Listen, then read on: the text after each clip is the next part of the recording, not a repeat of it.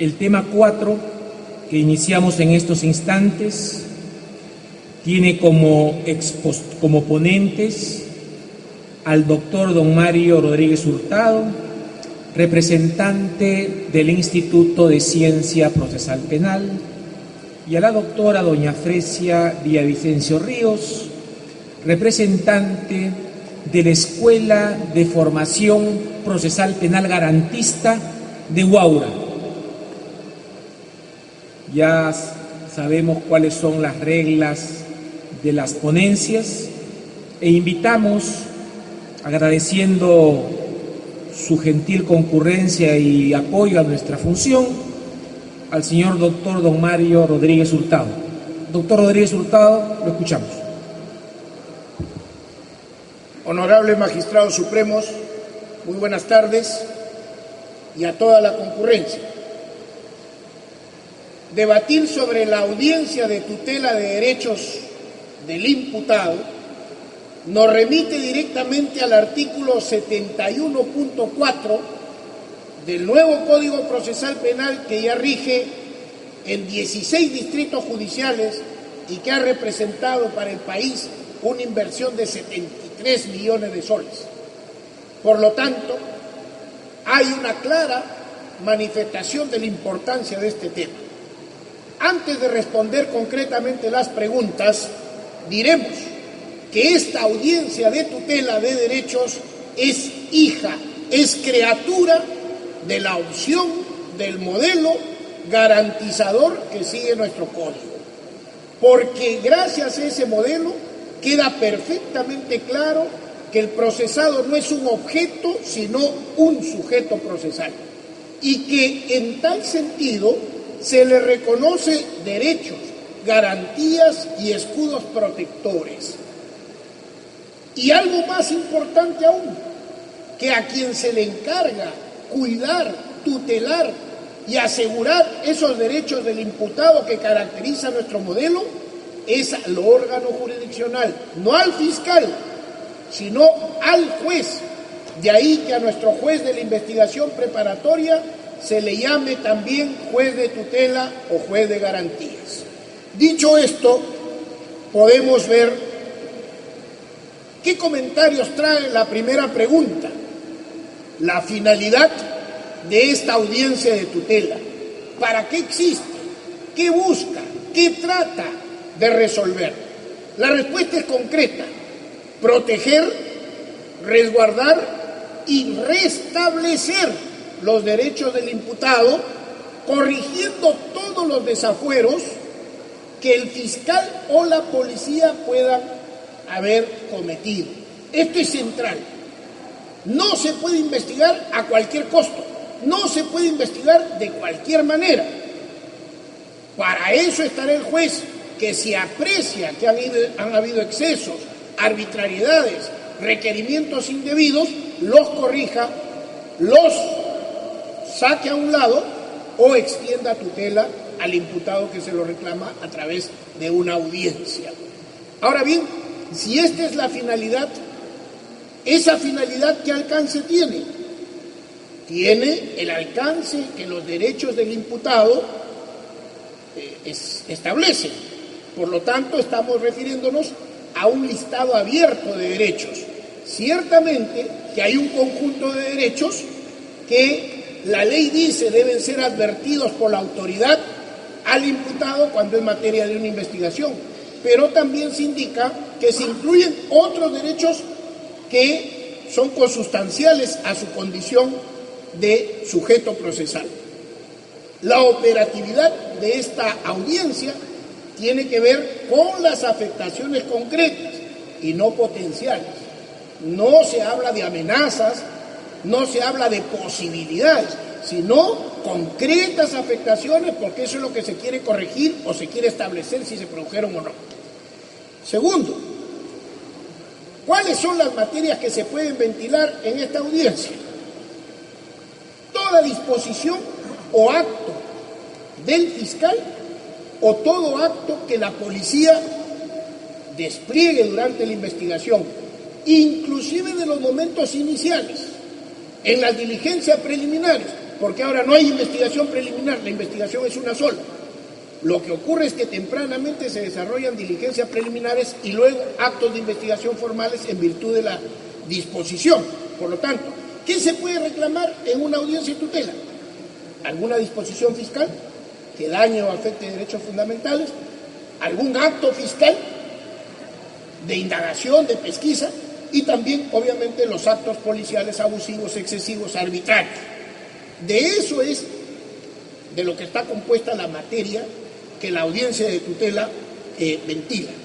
No se comprenden los requerimientos fiscales, porque el requerimiento para el nuevo código es solicitud, pedido, planteamiento. No puedo yo llevar a audiencia de tutela un pedido del fiscal, porque ya el juez decidirá si eso pasa o no pasa. Mientras eso no se concrete en una disposición o no se concrete en un acto procesal, no es posible promover una audiencia de tutela.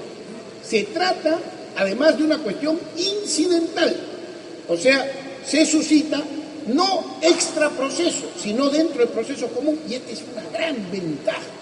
Como hemos dicho varias veces, el juez de la investigación preparatoria es un juez constitucional, pero con cama dentro del proceso, no fuera. Ya no tenemos que ir en habeas corpus, en proceso constitucional. Un momentito, señor, usted tiene que reclamar, va donde su juez del proceso común, del encargado de controlar y tutelarlo, y ahí promueve usted su audiencia. Y eso es importantísimo, porque eso se soluciona, señores, en horas, muchísimo más rápido que cualquier habeas corpus, y dentro del mismo proceso, por el juez competente para conocer de esa investigación en el aspecto de las garantías, en el aspecto de la tutela, puesto que el fiscal se encarga de la investigación. Y algo importantísimo, es una audiencia residual. ¿Qué quiere decir esto?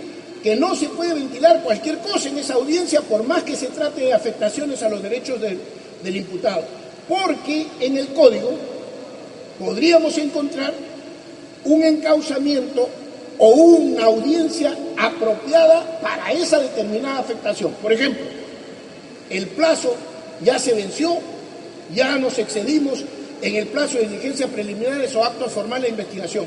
Para eso no procede la audiencia de tutela, porque tiene su propia audiencia de control de plazos. O cuestionamos una intervención telefónica, para eso no es la cuestión de audiencia, ya será una cuestión de reexamen o de análisis específico de la medida una vez que se ha producido. Entonces, la audiencia de tutela no es un cajón desastre que pueda recibir todo, no, solamente aquellos reclamos por derechos fundamentales cuyo restablecimiento no tenga una vía específica y concreta en otra de las tantas audiencias que nuestro código tiene, puesto que sigue el esquema del régimen de audiencia. La tercera es, basta que el abogado defensor o basta que el imputado pida una audiencia de tutela para que el juez diga, bueno, va a haber esos presuntos infractores que vengan ante mí, vamos a discutir. No, señor. Puede haber un rechazo liminar si es que el juez detecta que hay chicana jurídica o malicia procesal.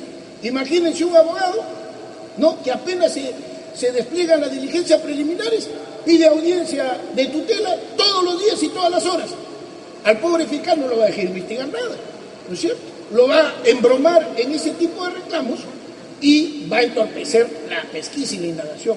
Por lo tanto, un juez hábil, por eso es parte del proceso, se da cuenta de esa chicana jurídica y de esa malicia procesal y dice, no, señor, aquí no hay más. Y la próxima que usted, señor abogado, pretenda hacer eso, ya conocerá de las sanciones disciplinarias que yo le imponga, porque no va a permitir tal cosa. La audiencia de tutela no se puede desnaturalizar y convertir en una herramienta de obstruccionismo, como un habeas corpus tampoco, obviamente, ¿no? Por eso es posible el rechazo liminar. Por eso nuestro código admite que se rechace liminarmente, de plano, aquello que es malicioso, que aquello que es fraudulento, aquello que es obstruccionista. La cuarta, ¿se pueden cuestionar los actos de investigación del fiscal en audiencia de tutela? Respondemos que sí es viable, siempre que aquello no tenga su propio camino, siempre que aquello no tenga su propio cauce. ¿Por qué es importante? Porque esto tiene que ver con la sanidad y tiene que ver con la legalidad también del acopio de información probatoria y la debida formación de los elementos de convicción. Si es que es posible, ¿no es cierto?, detectar irregularidades tempranas, excesos en los actos de investigación del fiscal, y no hay una vía específica, si es posible hacerlo a través de la audiencia de tutela, pero con todos los cuidados que la audiencia misma da, ¿no es cierto? No es, me parece a mí, atendible que se espere recién a la etapa intermedia o se espere recién al juicio para hacer esos cuestionamientos si aparecen claros, si aparecen por lo menos excesivos, abusivos y arbitrarios. Pero tampoco se puede convertir la audiencia de tutela en un festín de nulidades, eso tampoco. Entonces, el juez de la investigación preparatoria es el magistrado que sabrá dosificar apropiadamente esa tu tarea de tutela. Y la quinta y última pregunta o interrogante: ¿se podrá excluir material probatorio ilícito? Efectivamente. En este nivel estamos hablando todavía de actos de investigación, de información probatoria, no de prueba en el verdadero sentido de la palabra, que solo se produce en juicio, como nuestro código nos enseña. Pero los elementos de convicción permiten trabajar en el ámbito de la posibilidad y la probabilidad, por ejemplo, para disponer prisiones preventivas, para disponer medidas coercitivas y también para el propio curso de la imputación.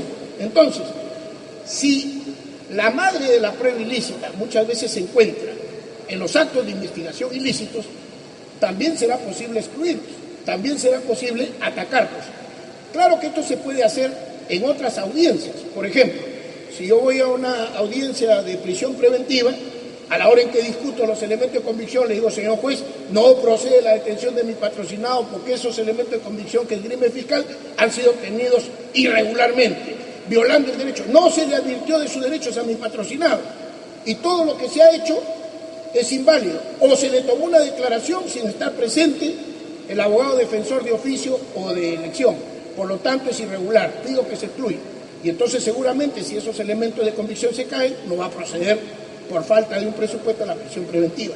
Pero en casos en que no tenga que ver con una medida cautelar o con una cuestión de plazo, etcétera, sí se podría esparecer del ilícito, sí se podría cuestionar aquellos actos de investigación que el fiscal haya efectuado y sus resultados, siempre que haya una ilicitud, y esto es muy importante. Tampoco se trata de, a través de las audiencias de tutela, cuestionar cualquier irregularidad. Aquí tiene que haber un ataque al núcleo duro, al núcleo fundamental del derecho básico de la persona, porque las cuestiones de irregularidades tienen su propio camino, obviamente. No hay que confundir tampoco. Esta es una audiencia que el nuevo código ha entregado a los jueces para que el modelo garantizador cada vez se consolide más. Muchas gracias. Muchas gracias, señora.